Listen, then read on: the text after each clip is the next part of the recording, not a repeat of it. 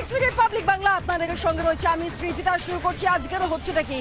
আচ্ছা, আবারও আপনাদেরকে জানিয়ে রাখি, দত্তপুকুর হোক বা কালনা বা ক্যানিং, এই সমস্ত জায়গা থেকে বারবার করে ধরা পড়ছেন অনুপ্রবেশকারী। হ্যাঁ, অনুপ্রবেশকারী তারা সেই ব্যক্তিরা যারা বৈধ পরিচয়পত্র ব্যবহার করে, বৈধ পাসপোর্ট ব্যবহার করে এই মাটিতে প্রবেশ করছে না, উল্টে অবৈধ পথে বেআইনি ভাবে এই রাজ্যের মাটিতে বা এই দেশের মাটিতে প্রবেশ করছে, থাকছে, খাচ্ছে, ঘুরছে, ফিরছে, কাজ করছে এবং কখনো কখনো তো অভিযোগ আসছে সন্ত্রাসেরও।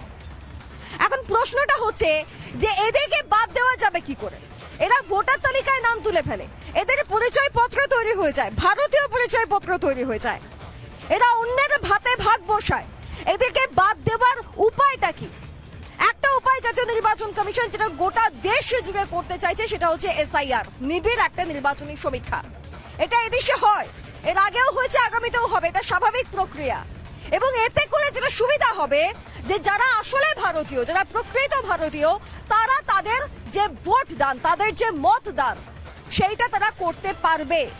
সহজ হিসাব হতেই পারে যে লাস্টবার যখন হয়েছিল 2004 সাল 3 সালের মধ্যে, আজকে 2025 সালে আমরা দাঁড়িয়ে রয়েছি, হতেই পারে এর মধ্যে বহু মানুষ মারা গিয়েছেন, বহু মানুষ চলে গিয়েছেন, অন্যত্র চলে গিয়েছেন, সেই নামগুলোও কিন্তু বাদ যাওয়ার কথা।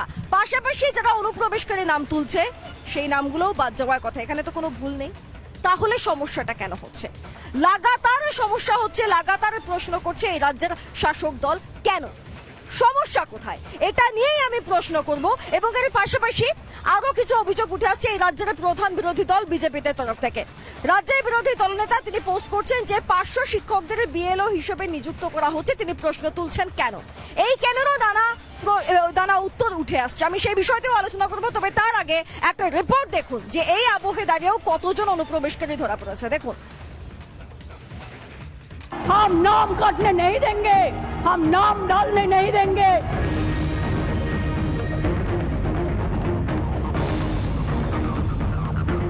নিয়মে তোয়াক্কা না করে BLO পদে পার্শ্ব শিক্ষকদের নিয়োগ, বিস্ফোরক দাবি বিরোধী দলনেতা শুভেন্দু অধিকারী। মুর্শিদাবাদের লালগোলা সহ বিভিন্ন ব্লকে BLO হিসেবে পার্শ্ব শিক্ষকদের নিয়োগ করা হয়েছে। সোশ্যাল মিডিয়ায় দাবি শুভেন্দুর। নির্বাচন কমিশনের নির্দেশে স্পষ্ট, সরকারি স্থায়ী কর্মীদেরই অগ্রাধিকার দিতে হবে। তারপরেও সেই নিয়মকে বুড়ো আঙুল। নির্বাচন কমিশন চাইছে যাতে ভোটার তালিকা স্বচ্ছ হয়। ঠিক তখনই বাংলাদেশি অনুপ্রবেশকারী ধরা পড়ছে রাজ্যের কোনায় কোনায়। জাল নথি তৈরি করে ভারতে বহাল তবিয়াতে বসবাস বাংলাদেশের। ভুয়ো আত্মীয় পাতিয়ে দিব্যি পূর্ব বর্ধমানের কালনায় বসবাস মধুসূদন বড়াল ও উর্মিলা রায়। দুই বাংলাদেশের কাউকেই চেনেন না বলছেন স্থানীয়রা।